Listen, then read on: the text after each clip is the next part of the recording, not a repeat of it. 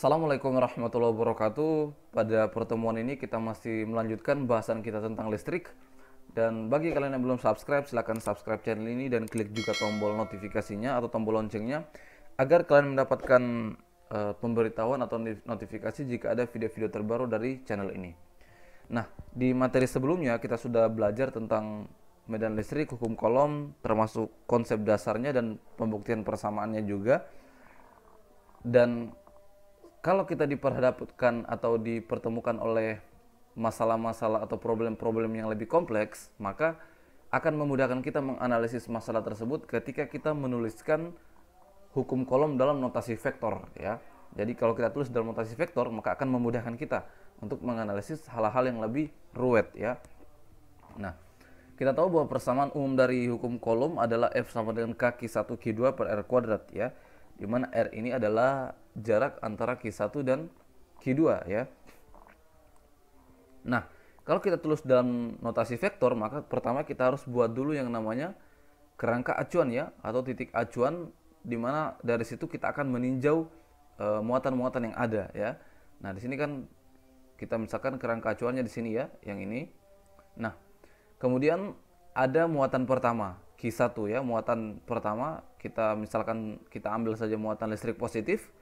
Nah, berarti muatan listrik positif Q1 ini, ya, kalau kita tinjau dari kerangka acuan ini, berarti ada yang namanya vektor posisi R1, yaitu vektor posisi yang menunjukkan posisi dari Q1 ini, ya. Jadi ada yang namanya vektor posisi R1 yang menunjukkan posisi dari Q1 atau jarak dari Q1 ke titik acuan, ya, ini vektor posisi R1 ini, ya.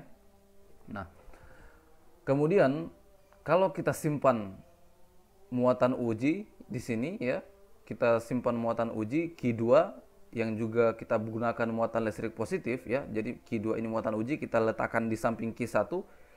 Tentu Q2 juga ini memiliki vektor posisi. Kalau kita lihat Q2 dari titik acuan, berarti ada juga yang namanya vektor posisi R2, yaitu vektor yang menunjukkan posisi dari Q2 ini, ya. Berarti Q2 juga punya posisi terhadap titik acuan, yaitu kita misalkan R2, ya, vektor posisi R2, ya. Jadi Q1 punya vektor posisi R1, Q2 punya vektor posisi R2 karena kita tinjau dari titik acuan. Nah, kemudian antara Q1 dan Q2 ini, ya, dia juga punya jarak, ya. Kalau dalam hukum Coulomb ini R, ya. Nah, karena kita tulis dalam notasi vektor, berarti Q2 sebagai muatan uji, Q2 ini sebagai muatan yang kita tinjau, ya. Berarti Q2 juga, kalau Q2 ini yang kita tinjau, berarti Q2 juga punya jarak, punya posisi dari Q1, ya. Kita misalkan R21, vektor posisi R21, ya. Vektor posisi R21 ini adalah jarak dari muatan kedua terhadap muatan pertama, ya, vektor posisi R21. Nah, karena kedua muatan berada seperti ini, tentu ada interaksi, kan, karena pengaruh medan, ya. Nah, ada bekerja gaya. Nah, itulah yang disebut dengan gaya Coulomb atau gaya elektrostatik, ya, yaitu karena sama-sama muatan listrik positif tentu akan tolak menolak. Berarti arah gaya yang bekerja pada muatan Q1 ke kiri, sedangkan arah gaya yang bekerja pada muatan kedua ke kanan, ya. Muatan pertama, arah gaya yang bekerja pada muatan pertama ke kiri itu diakibatkan atau karena pengaruh muatan kedua, sedangkan gaya yang bekerja pada muatan kedua arahnya ke kanan, ya, itu akibat atau pengaruh dari muatan pertama, kan, seperti itu, kan.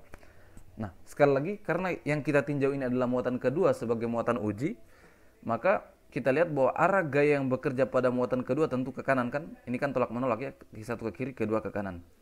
Nah, arah gaya yang bekerja pada muatan kedua ke kanan, ya, yaitu F21, ya. Di mana F21 ini menunjukkan gaya yang bekerja pada muatan kedua akibat atau karena pengaruh dari muatan pertama, ya. Berarti F21. Nah, ini kita tulis juga dalam notasi vektor, ya, di mana dia punya arah dan juga punya besar, kan, seperti itu.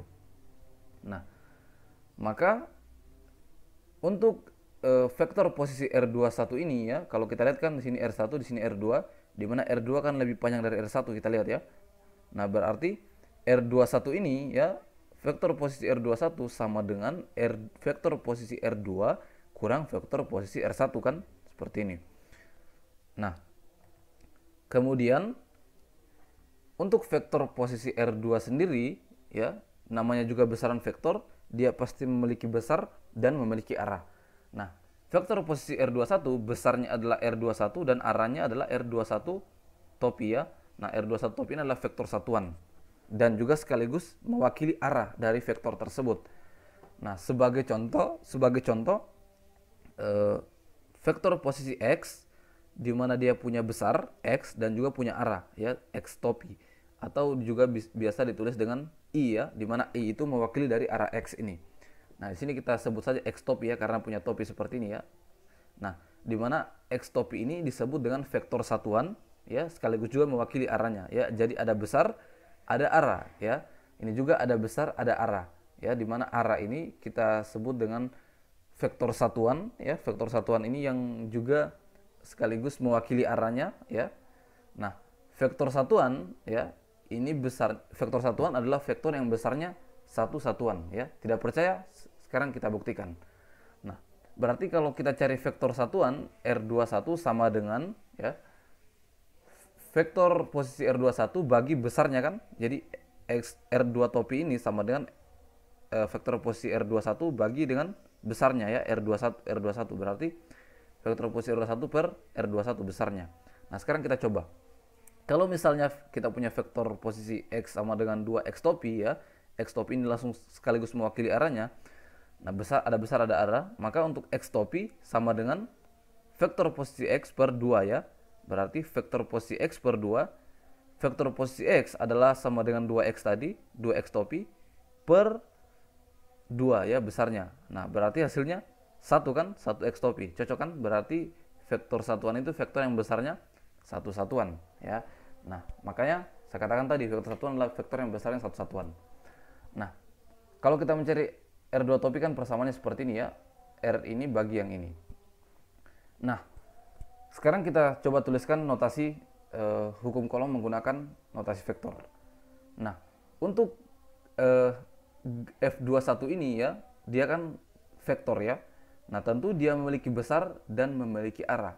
Nah, berarti kalau kita tulis dalam notasi vektor, K, Q1, Q2 per, nah, ini kan K, Q1, Q2 kan, ini kan bukan vektor, ya. Ini kan skalar, ya, berarti tidak punya arah. Berarti K, Q1, Q2 per, nah, R ini jarak antara kedua muatan ini, ya. Karena kita tinjau muatan kedua, ya, berarti R21 kuadrat, kan, yang ini, ya. R21 kuadrat. Ini besarnya, ya, besarnya. R kali besar jarak, ini kan R ini adalah besar jarak dari antar muatan. Nah, kalau kita tinjau muatan kedua berarti jarak dari muatan kedua terhadap muatan pertama, kan. Nah, berarti jaraknya R21 kuadrat, ya. Ini bukan vektor posisi, ya, ini besar. Karena ini kan R ini menunjukkan besarnya. Nah, besar R21 2, yang ini, ya, yang ini. R21 pangkat 2. Nah, kali arahnya, ya. Jadi kan vektor tadi berarti ada besar, ada arah, ya. Nah, ini besarnya, ini arahnya, ya. Berarti arah dari F21 ini, ya, berarti sama dengan arah dari vektor posisi R21, kan, yaitu R topi 21. Ini kan arahnya sama, ya. Ini. Berarti arahnya adalah R topi R21, ya, ini.